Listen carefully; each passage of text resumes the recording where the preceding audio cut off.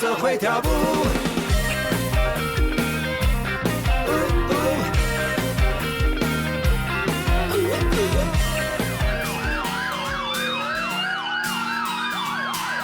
妈，我要上电视。创作对阮来讲，就是一种生活。阮平常是安怎生活？阮的创作就大约是这个方向。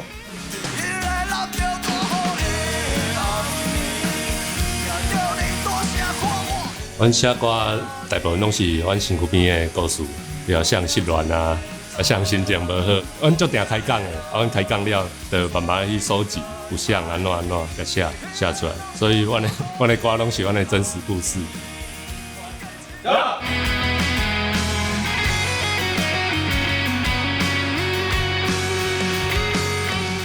应该讲阮拢南部囡仔，南部囡仔较定讲的话，就像我头讲的，拢讲台语，所以对阮来讲，讲甲故乡有啥物关系，就是可能台语吧，因为阮就较认真，阮拢讲台语，自细汉就安尼讲。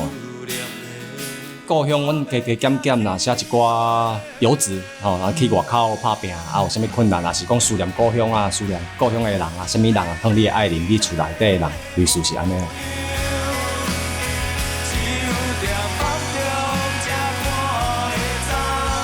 我感觉台语这个物件吼，伫阮遮诶生活中吼，是袂当欠的一个讲话的一种态度啦。你像阮洪大因囡仔，因伫厝就是拢讲台语，吼你若讲像讲即摆伊伫学校，伊其实拢在学国语，所以讲伫即摆后一代遮对台语这个物件，有可能拢达到要失传啊，要无去啊，啊。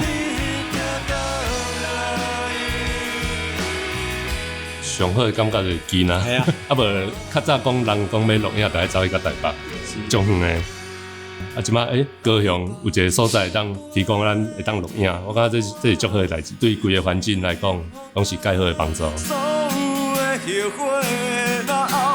海味61号，赞！